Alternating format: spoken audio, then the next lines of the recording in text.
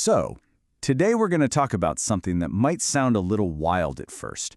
We're going to connect the incredibly intense world of cave diving with, of all things, artificial intelligence. And I promise you, this connection reveals a really critical lesson about how we navigate worlds we don't totally understand yet. And this is the paradox right at the heart of our whole story. It's a pretty jarring idea, isn't it? The thought that your most basic life-saving impulse in one situation could actually be fatal in another? This single idea, right here, is the key to understanding the challenge we're facing with AI. Just imagine the feeling for a second. You're a diver, you're prepared, you're certified, you've got all the right gear. You are just buzzing with the excitement of a new adventure. But what happens when you realize all that preparation might not be enough? Okay, what's so powerful here is this contrast. You know, out in the open water, it's forgiving. It kind of works with you. But the tunnel? Well, the tunnel is completely indifferent. It's a place where the rules you learned up on the surface just don't apply anymore. And that is a terrifying thing to realize when you're already deep inside. And that's the moment everything changes. It's the point of no return. This physical shift in the environment, it triggers an internal one too. Suddenly, that comfort of the world you know is just gone. You're in a totally new reality now. I love this line because it captures that psychological shift so perfectly. The darkness isn't just empty space. It feels active, like it's a force you have to actually fight against. All of a sudden, it's not just about navigating a cave, it's about confronting this overwhelming presence. And that's when the panic kicks in.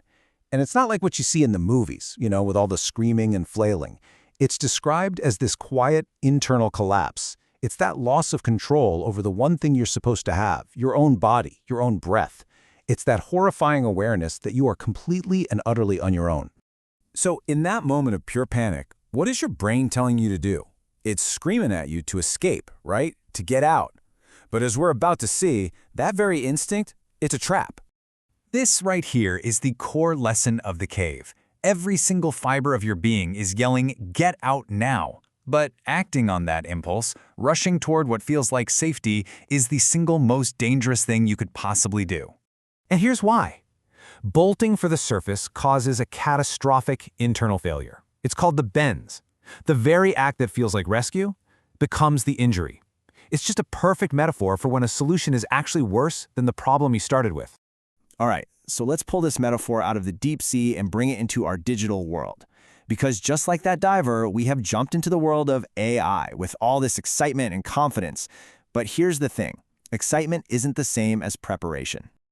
And look, this isn't some science fiction problem we'll deal with down the road. The main insight here is that we are not standing at the entrance of the cave wondering if we should go in. No, we are already deep inside the tunnel. The walls are closing in. So what is the darkness in this AI tunnel? Well, it's not some evil robot consciousness. It's us. It's the data we fed it. AI learned from an internet that was basically designed to manipulate our attention and to trigger emotional responses. It just absorbed that entire architecture, and now it reflects it back at us, but with superhuman speed and precision.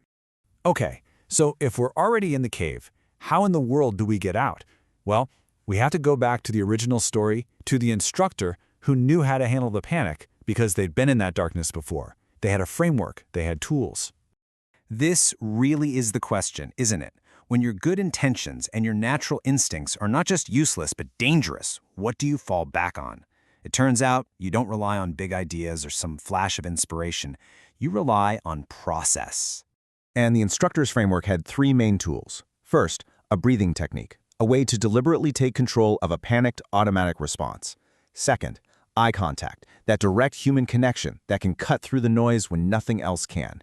And third, the controlled ascent, which is all about the discipline to move slowly and carefully when every instinct you have is screaming at you to run. And this is where it all comes together. How do we take these very real, very physical survival tools from a cave dive and translate them into actual strategies for how we manage AI? This chart really maps it out for us, right? The breathing technique becomes what's called structural literacy. Basically, we need to understand the underlying architecture of AI, not just the cool stuff it puts out. Eye contact, that becomes human oversight. We have to keep a person in the loop who can spot the panic before the system goes off the rails. And the controlled ascent? Well, that becomes disciplined policy. not rushing to ban things or rushing to ignore them, but moving carefully and with understanding. So there are two ways we can go from here. First, there's the dangerous path, the uncontrolled ascent. This is what our instincts push us toward. We react out of fear, or maybe greed. We rush to ban things we don't get, or we rush to deploy things without seeing the risks. Either way, this is how you get the bends. The cure becomes the injury.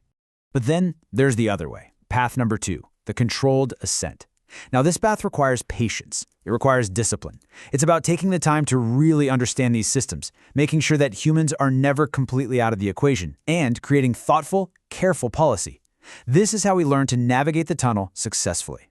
So what's the big idea to walk away with here? It's not that the cave, or AI, is somehow inherently evil. The danger isn't the darkness itself. The real danger is walking into that darkness completely unprepared, without the right tools and without the right mindset.